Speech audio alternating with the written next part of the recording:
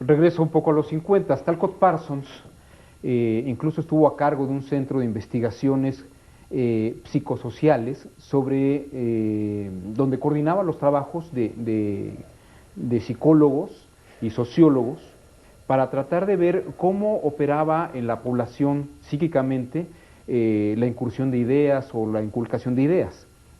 Esto también llevó a que dentro de la Universidad de Harvard hubiera una separación de laboratorios. Había quien hacía estudios sociológicos exclusivamente y había quienes hacían estudios cognitivos solamente.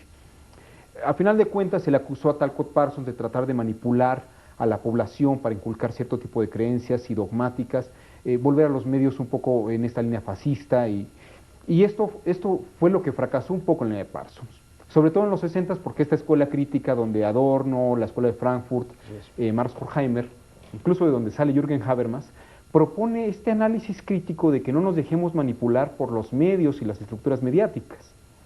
En los 70 y hacia los 80 pues aparece nuevamente esta idea de cómo funcionan los medios y cómo la sociedad interactúa con los medios y cómo va a repercutir esto a nivel de las resoluciones de la Corte y de las actividades de la justicia y la aplicación de la justicia en la realidad. Entramos en la época de Niklas Luhmann, que trató de entender sistemas aislados, ¿no? Entonces, claro, el trabajo de Luhmann era ver cómo funcionaba el sistema social, con el sistema jurídico, con el sistema económico, con el sistema administrativo. Era una forma mucho más compleja, pero eran nuevas maneras de entender la sociología.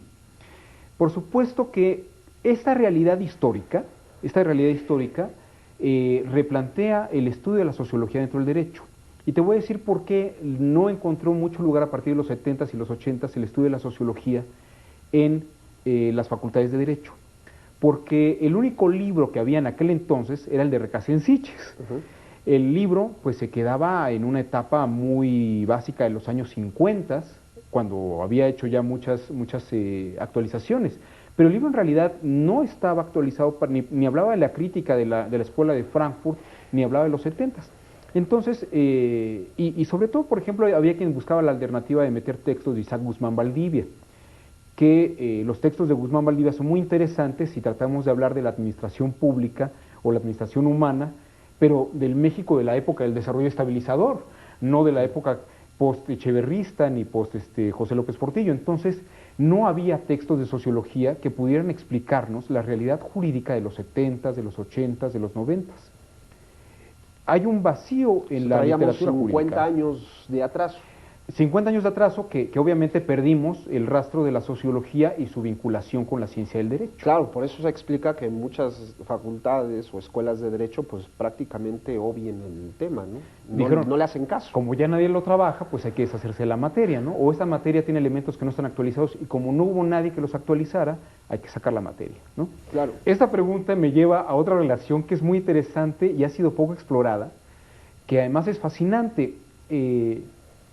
Cuando Hans Kelsen logra huir de Alemania, porque Heidegger y Carl Schmitt se encargan de expulsarlo de la universidad donde daba clases, él sale huyendo a Suiza. Ya había estado viajando a Suiza y él daba clases de sociología en Suiza. Y uno de los profesores de la Universidad de Ginebra, ¿no? y de Lausanne, que se encontraba dando sociología también y que acudía con Kelsen a los coloquios de sociología, era Jean Piaget, que todos lo conocemos como psicólogo, pero también tiene trabajos sociológicos importantes.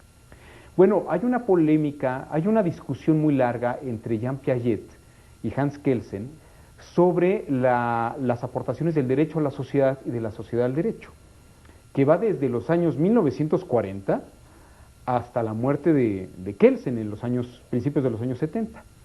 Piaget le decía a Kelsen que el derecho solamente puede ser efectivo si hablábamos de la consideración social sobre lo que eran las normas jurídicas y que realmente el derecho era positivo, no porque estuviera vigente, sino porque la gente lo viviera y tuviera la creencia de ese derecho.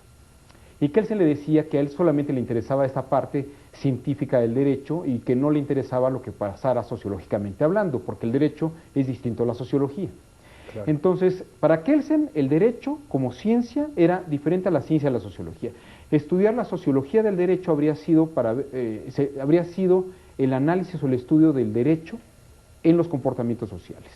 Y Piaget le decía que un derecho tenía que estudiarse íntimamente vinculado con los efectos sociales, porque luego los efectos sociales, la gente misma demandaba la transformación de la ciencia del derecho. Es decir, Piaget hablaba del equilibrio. O sea, entiendo que para Piaget estamos en la presencia a partir de la sociedad, de una razón jurídica, de un razonamiento jurídico. Exactamente. Claro. Que Talcott Parsons trató de inculcar. Y Piaget lo que decía, al igual que leía a los sociólogos contemporáneos, es, no, la sociedad responde automáticamente y hace sus propias interpretaciones y vive de su propia forma el derecho.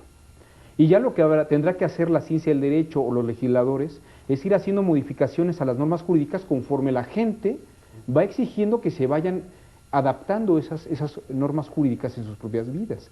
Por eso es importante la sociología del derecho, nos retroalimenta o nos permite entender cómo se aplica en la realidad el derecho y la normatividad.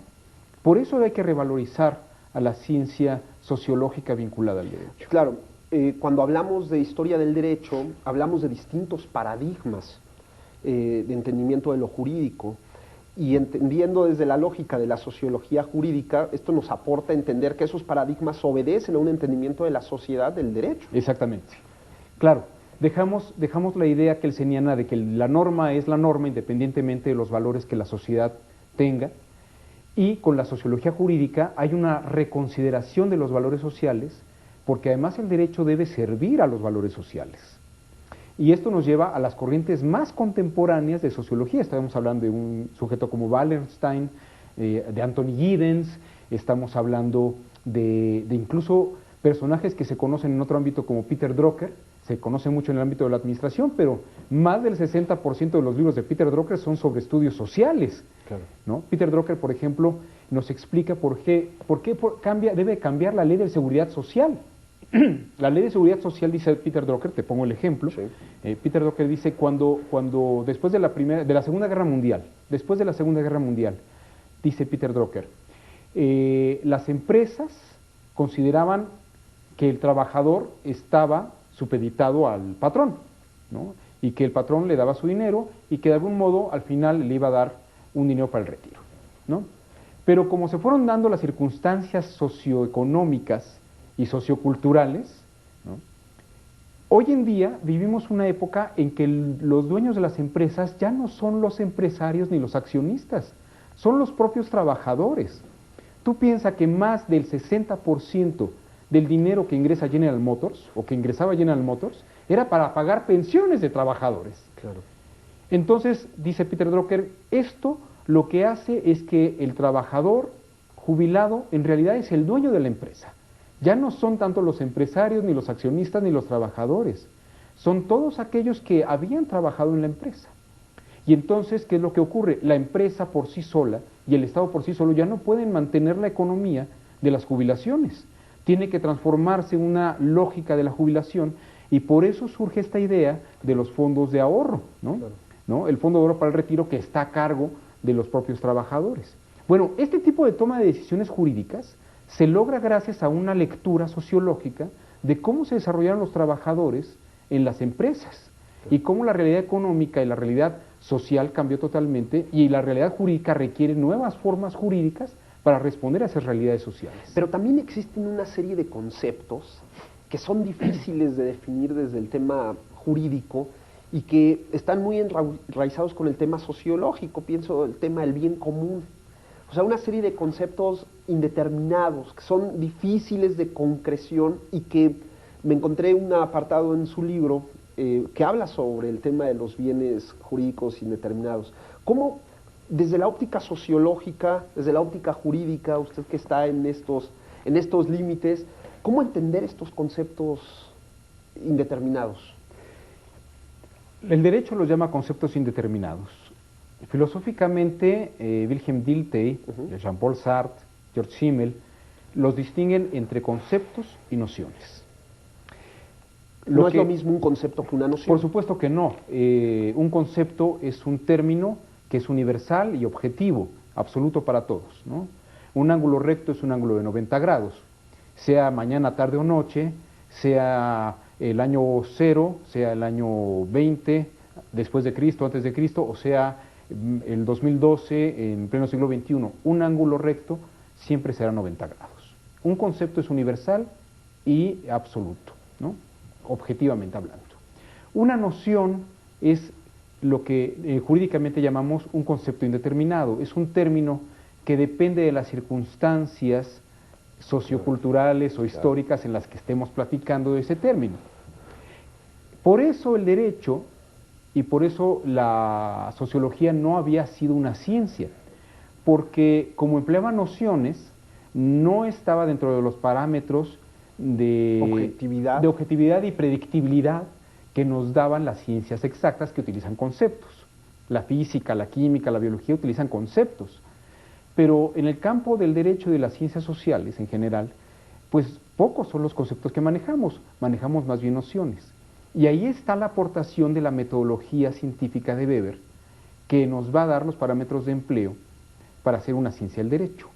La gran aportación de Weber, que toma Hans Kelsen y los grandes teóricos de las ciencias sociales, es que las nociones deben de formularse para que sean predictivas como hipótesis, que es lo que dice Kelsen, una norma jurídica es una conducta hipotética, debe ser hipótesis y considerar los términos jurídicos, las nociones jurídicas, no como valores que se utilizan en las ciencias exactas, sino como variables. De ahí que Hans Kelsen diga al principio de su teoría general del Estado, mientras más vacío un sustantivo de contenidos, más nos sirve para el saber de las ciencias sociales. Pero a ver, seguramente algunas personas que nos están viendo tendrán la misma incertidumbre que en este momento tengo yo. Como que el término noción me da inseguridad y el término concepto me da seguridad. Así es. Porque la noción no deja un grado de vacío, no me aproxima. Si la realidad fuera estática, Guillermo, podríamos resolver con conceptos la realidad misma. Hay cosas que no se pueden resolver porque los problemas sociales no son estáticos, son dinámicos. Y como son dinámicos, no podemos utilizar conceptos sino nociones que se adapten a la circunstancia. Por eso son variables. En vez de hablar de una matemática exacta, tendríamos que hablar de un álgebra social, donde la terminología, las nociones, van a ser aplicadas de una forma circunstancial. Y diría Hans Kelsen, la seguridad jurídica es formal, porque establece las conductas hipotéticas con variables terminológicas, las variables o nociones. Y el operador del derecho, para poder aplicarlo al caso circunstancial, tendrá que hacer una interpretación de la variable ad caso para verdaderamente darle el sentido adecuado a la noción en ese momento. Estoy seguro que también que muchas de las personas que nos ven estarán pensando, cuando usted refiere a Hans Kelsen, que nos han enseñado entonces mal a Hans Kelsen, porque como que lo tenemos identificado con una idea de seguridad jurídica, luego entonces un tema conceptual, cerrado, objetivo, inamovible. Sí. Bueno, la seguridad jurídica en Kelsen existe formalmente, ¿no? A todas esas personas que nos están viendo les diría, vayan ustedes a revisar el último capítulo de la teoría pura del derecho, como la llamaron en México, ¿no? Donde Kelsen habla sobre la interpretación y de una forma muy resumida nos explica que, sobre todo en el último párrafo, dice, esta famosa seguridad es una ficción porque solamente existe formalmente, materialmente sería imposible, no podría hacerse nunca, ¿no? Eso le quita toda esa posibilidad. La interpretación que tenemos no es que a Kelsen nos los hayan enseñado mal, más bien no nos enseñaron a Kelsen, nos enseñaron unas interpretaciones de Kelsen, ¿no? Y bueno, y sobre esto ya hay varias cosas escritas.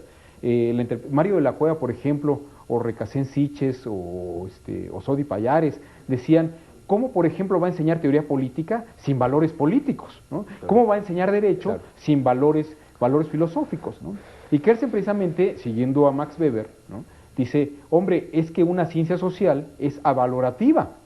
Claro. Los valores solamente pueden ser aplicados en las circunstancias. Y eso, para que la ciencia del derecho nos pueda funcionar, tiene que ser avalorativa, afilosófica, apolítica.